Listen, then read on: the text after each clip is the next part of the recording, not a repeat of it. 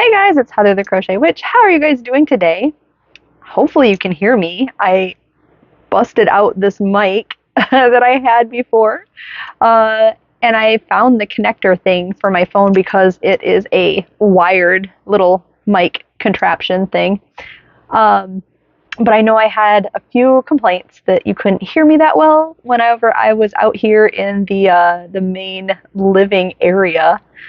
Yeah, I know that's a super bad mess right there. It's because it's not recycling day and I recycle. So since we spend the least amount of time in that room, that's where the boxes go. And yeah, hopefully no explanation necessary. Gotta break them down though. Anyway, so I decided I'm hanging out here with my little Maverick. Here's a little, let me see if I can, there he is. He heard his name. This is how he's pretty much been spending his time. He's got a little cone of shame going on. My poor baby. You're so sleepy because you're bored, huh? He's been moody. He's been cranky. I understand why. Don't get me wrong. For anybody who hasn't been around the channel or who didn't see a few videos now, he had a little growth in his ear that was hopefully not cancerous. We still haven't got the results back. But see what, it's Monday now. Last Wednesday, he had surgery on it. So he's got, oh, hi, is mama talking bothering you? He's got little stitches going up his ear from where it was removed and stuff, and where his skin was kind of like, they didn't say grafted, that's like my word, but like they had said they wanted to get it soon before it was too big to have skin enough to cover it. So to me, like, for my untrained medical knowledge, that sounds like skin grafting to me. So I'm going to say he had skin grafting done. He has figured out how to get on his pet bed. For a while, he didn't. He just lounged around. That's why I have my blanket on the floor next to me that we used to like watch TV and cuddle up under, because that was his comfort, was laying next to me and laying on our blanket and stuff. So yeah, that's been going on. He switches between the blanket and the pet bed. He's not allowed upstairs. He would be allowed upstairs if he could master his cone, but we have like a couple little steps going outside so he can, where he potties in the backyard. And he's 50-50 on whether he goes smoothly out to potty or not. So obviously we're with him. He has to be on a leash at all times outside and in the cone for all times. He's already settled back down on his mat or on his blanket. But anyway, we have to be with him at all times. He has to be on a leash. So I mean, when he comes in, if he's not having a good day with it, I just kind of like lift his little cone up for him, and he gets it. Like, he's just really not used to it, and he's not loving life, and they're not, because of where his stitches are and because of how it will move as he like chews and plays around and stuff. They won't let him have any of his toys. He can't like mess. I don't know if I've ever showed it in videos, but he's got like these, obviously his little fangs, and I'll put my finger like right in there, like that. And he'll like to play. He's really gentle. Like, he's never ever hurt me, but he likes to play tug of war that way too. Like, he prefers it over toys sometimes. He can't do any of that. So he's so bored. He's been getting lots of love and belly scratches and like basically little like massages from mom and dad, like, so he'll stretch out and get comfortable. He's on his second day without painkillers because they gave him like 6 or 8 meals worth twice, so it's twice a day to be taken with food. And he's off of those, so he's just kind of bored and grumping around. He's got a checkup on Monday. I don't remember if David said it was, no, this is Monday, so in a week he's got a checkup. And I'm hoping, like, he was supposed to be in the cone until like next Wednesday, but I'm kind of hoping, I've never, like, Winston's had cones. Um, if you haven't been around, Winston is my little fuzzy soulmate that we lost a few years ago now. But he had cones a few different times. I think Abby had a cone. I've never had a dog anyway. Winston had it like 2 or 3 different times. Abby's had it once. We never had a dog that stayed in his cone the full time. Like, so I'm hoping Monday they'll just say he's healed enough. His stitches they disappear on their own. And I think I was reading in the paperwork that takes like 60 to 90 days to fully be gone. So, I mean, it's not going to be in there.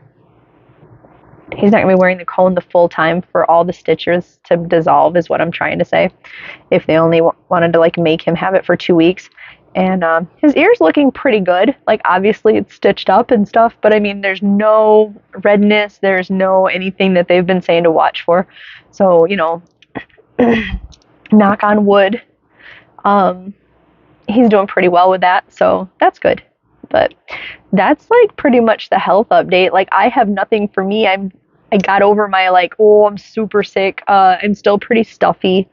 But I've got a few Diet Pepsis in me for the day, and I don't know. Have you ever noticed like when you have like a head cold or even allergies, like you wake up really stuffy, and then through the day it might not be that bad, and then at night mine seems to get worse again.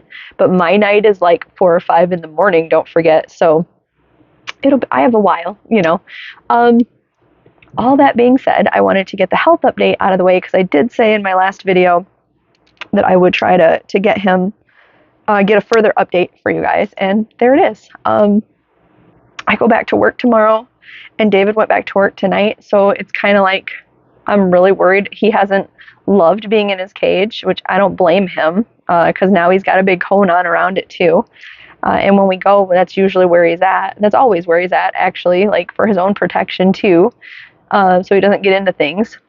But hopefully we have baby gates up that he doesn't jump over or anything. So I'm hoping tomorrow when I go, I could leave him, since he can't go upstairs because he hasn't mastered stairs. He can't sleep with David when I go. And I'm going to stay up all night with him until David gets off work. Which usually I go to bed before that time, but it's just going to be a late night, for the next week. I just won't get as much sleep, but our babies are worth it. If I get really tired, I can try to sleep on the couch with him, see if he can get up on the couch. Like, I'll get him up on the couch, but then if he gets down, I'm going to end up getting up with him. So we'll see how it goes. But yeah, I have to leave him alone tomorrow for a few hours. I'm hoping he'll be okay being left out. We'll see. We'll see how it goes. I think that was everything. Was that everything for your update, little man? He's so tired. He settled. Like I said, he settled back down already. He's on our blanket. So, but yeah, and then I set up out here because it's easier for me to be out here. Even though there's not a nice, lovely backdrop of yarn, and you have to see my box recycling pile for right now. It's easier for my little baby. So anyway, let's get into the yarn, because I think there's enough content to constitute this being a podcast. So I don't know the number offhand, but welcome to the latest Hooks and Broomsticks podcast. It will be named in the description because I don't know what it is right now. It's been a while since I've done an actual podcast. So I want to have a clever name for the podcast, like the cake that started it all, but we'll see how it goes. This would be the cake in question if I find a clever name. I've had this cake for a while. I did a haul, I'm sure, from Hobie. I've done a few Hobie hauls, but this would have been in one of them where I got a couple of them. If you're not familiar with these are Twirls Deluxe from Hobie. 100% cotton. They're 250 grams, which is approximately 1,000 meters, it says. They are a 2-weight yarn. There's the conversion. 250 grams is 8.8 ounces. 1,000 meters is 1,093 yards. And it says 100% cotton. The suggested knitting needle size is a 2.5 to a 3.5, which is a US 2 to 4, which is a UK 12 to 10. The suggested crochet hook size is a 3.5 to a 4, which is a US EG. I already said it's a 2-weight yarn. Do not iron, do not triangle, do not tumble dry. It looks like you can wash it on cool, and you can dry clean with pee. It says it's color 14. Where were you? I'm assuming it was probably made in Turkey, but let me see. Cotton Kings Twirl Deluxe. Where's the made? Made in Turkey. And so there is this beautiful, beautiful colorway. And I have a shawl pattern that I want to do with this, but for some reason I picked out my yarn, I got it out, I decided I'm going to do it, I got the pattern ready. I won't tell you the pattern yet because I haven't started it yet. But then I took a look. So I'm at my desk and I keep random like works in progress on my desk around so I can work on them kind of at will. And my at will hasn't been lately. I did get a bag out that was, I have a shelf over here, and it's my grandma's shelf that she used back in the day to house her TV, and because there's shelves underneath for things. I have it now, and so it's vintage and I love it. And it's got some decorative like knobs at the top, and I have hung a few project bags off of them because it's convenient and they're not damaging it in any way. It's a very sturdy piece. I love it. If I haven't mentioned that, when it's cleaned off one day, maybe I'll show you guys, but not right now. Hanging in that bag, here's the scraps. I had 3 colors of yarn that if you have been around for a long, long time, you may remember these. These have been a long time that I've had. There's the scrap ball left over of one color. There's a scrap ball left over of another color. And there's a scrap ball left over of another color. And I think my hair is in it.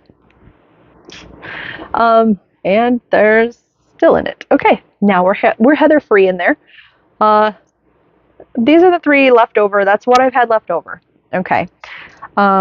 Which I unearthed do you guys remember this? It's got yarn fiber at the bottom. Do you guys remember this? Also, this was from like the beginning of my channel, I'm sure. I had found this in a thrift store, and there's holes in the side, which convenient for yarn if you are a yarn threader through your bowls. What I like about it is it's got these nifty notches. The yarn just kind of sits there when you're pulling it out. The holes are because that used to be a wire handle. I thrifted this thing for 50 cents. I left the price tag on. I don't know why. I think I was just so excited. I just set it down and started using it. But it's a very heavy ceramic, right? So I love this yarn bowl. I love it. It is my yarn bowl. It's not a former basket or anything anymore. It's my yarn bowl. That's just what it is. And it's been sitting on my desk next to my actual yarn bowl, actually, because I had 2 different colors of yarn for a project in them, so I could just work out of it. Rearranging some crystals around it. Anyway, why did I show you that? Oh, I only showed you that because these were sitting in it. Sorry. I got distracted. But I had started making, that was yarn I got from eBay a long time ago. I had, oh my God, it's only $1, 99 cents. And, and they came, I bought 2 of each color, and they came in these very badly twisted attempts at a hank. And one of my friends had been helping me. He was supposed to help me hold the yarn because at the time I didn't have a Swift, I didn't have the will to do it by myself, etc. He did one, and I did the rest by myself. So I balled them up. I didn't even bother to cake them up. I kind of want to get a TV stand. I've seen people use like trays or TV stands to use their ball winder, if I could talk. I kind of want to do that, I think, to have like a little portable ball winding station. But I don't have that right now. So my ball winder has been not useless. I mean, I've used it, but been out of commission for a while. But anyway, I keep off tracking myself.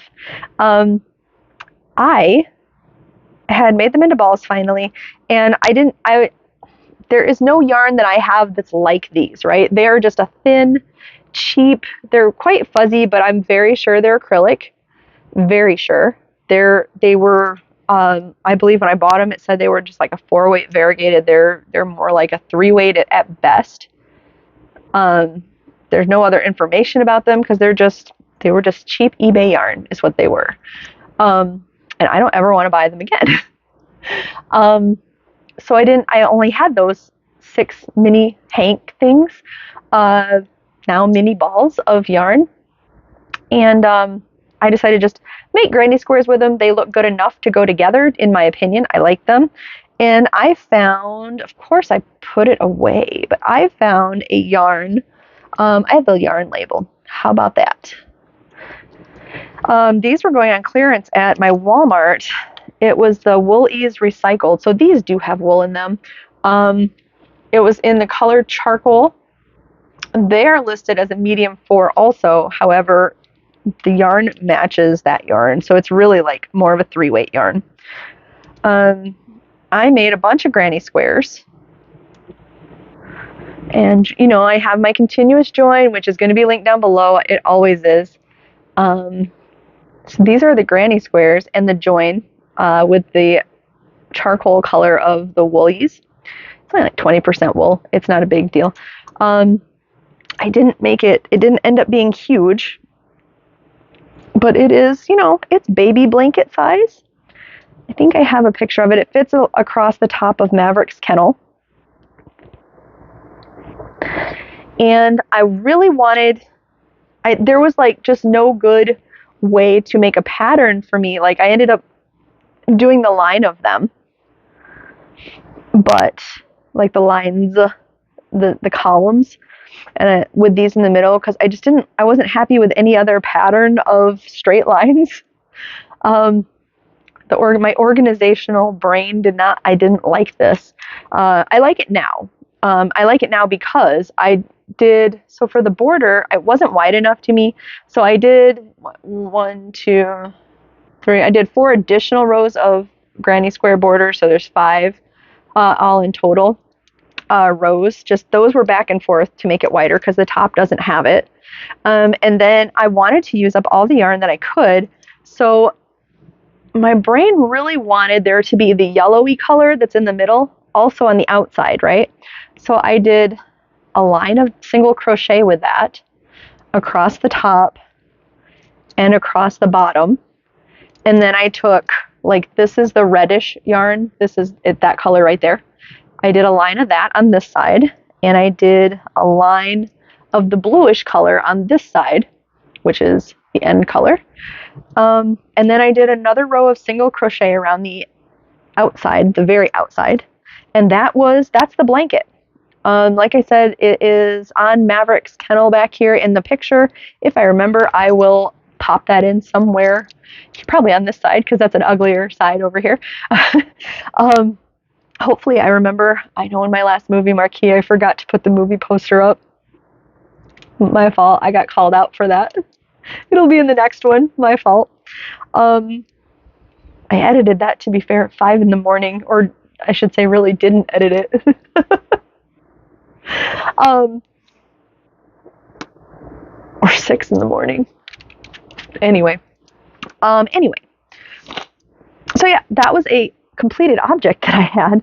And I had all of the colors done except for the yellow. I think I only had one or two of those. And so I just finished it and joined it while I've been on vacation to get it's an object out of the way.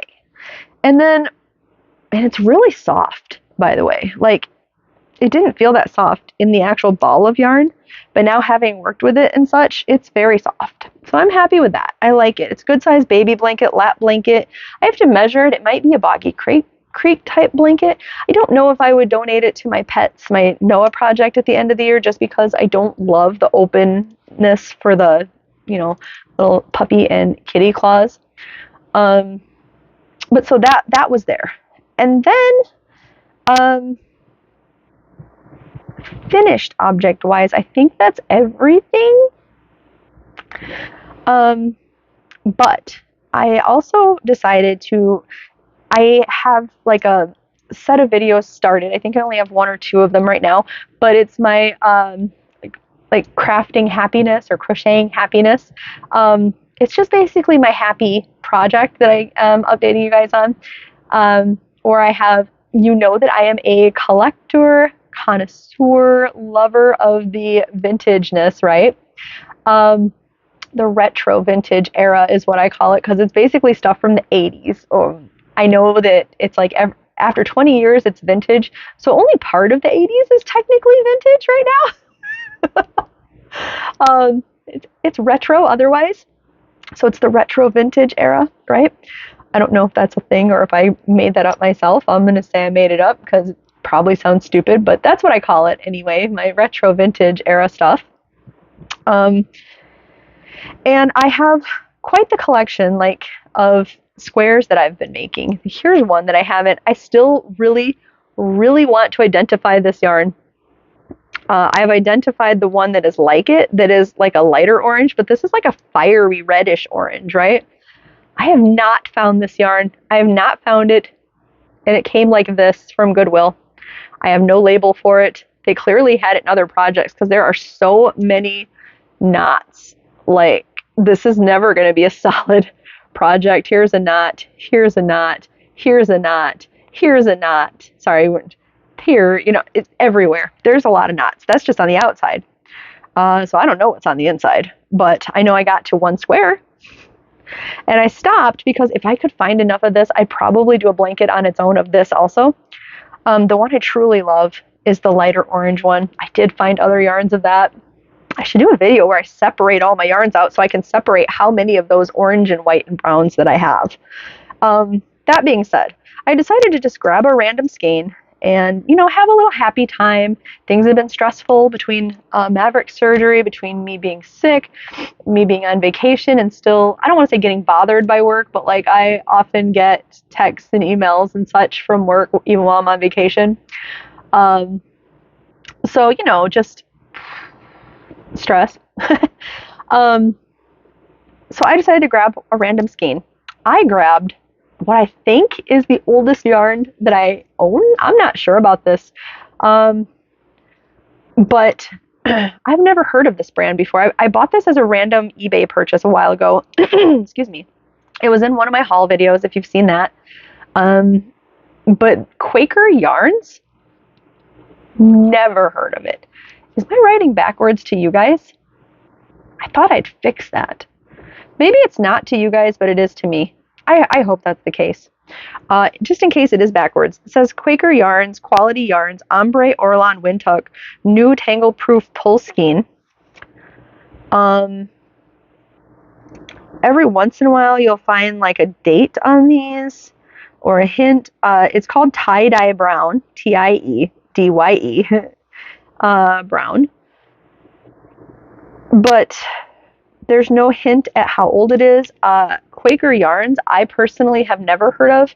I tried looking it up and I found a Quaker Fabrics or Quaker Crafts, and in the mention of it, it did mention something about they existed, and obviously in 1941 they were founded, and they did also, aside from clothing and furniture and fabrics, they also provided yarns.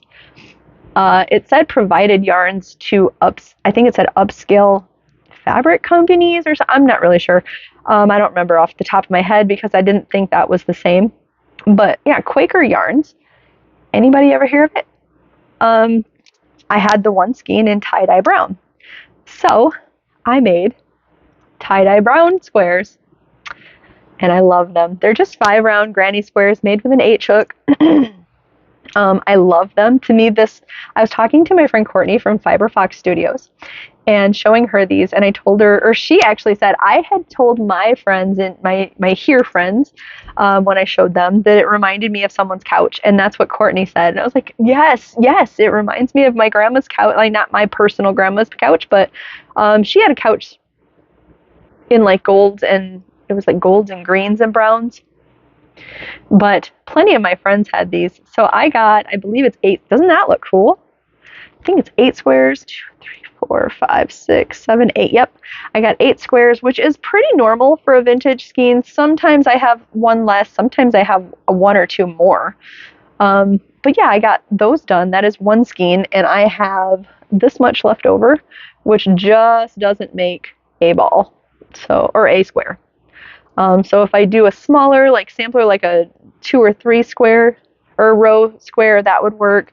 Or if I put these, I have my vintage scraps elsewhere besides my actual scraps, because I want to do another vintage project with them and know that I'll know that they're my vintage, but if I just keep them together, all the better, right? I have a spot that you can't see on my shelf out here that is designated to just my squares. So this is going to be added. Probably keep it out until I do a couple more skeins so I can update you properly on my full project. I'd only made it here because I decided this was a podcast and this is what I've been working on. So squares completed. Then, since I have been all about kind of like using up and finishing up projects and yarns and things like that, another desk project that's been just sitting here chilling. This is, it's called let me check while I'm at my computer. The Undercurrents shawl. Who's it by? An original design by, oh, am I going to mess her name up? By Lahoma Nally K. Nally hyphenated K. It is a shawl pattern that I found on Ravelry, and if I remember, I will link it. It is called the Undercurrents shawl, just in case I don't.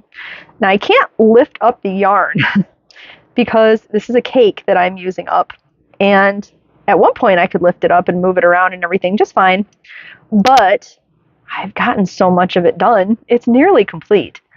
It's one of the 4-ply yarns.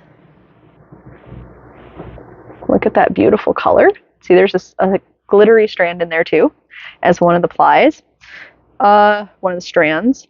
But it's 4 strands of yarn. Now let me say, it is called Mayflower's Party. I got it in like my first Hobie yarn haul ever, and they don't carry it anymore. I got 2 colors, 1 cake of each color. And there is roughly, I think, 800 meters in here without looking, because like I know it's in front of me, but I really can't move it. There's like a ring of yarn left. Now I want to move it, or it's going to be a mess. But I got 1 of each color, and like I said, there's roughly 800 meters, and I am constantly, like even the upcoming shawl with this one having 1,000 meters, I am like, oh, I hope I have enough. So when I picked this, I picked it because I have a second one of these. And I picked it because if I mess it all up, Hobie, to the best of my knowledge, still has these available.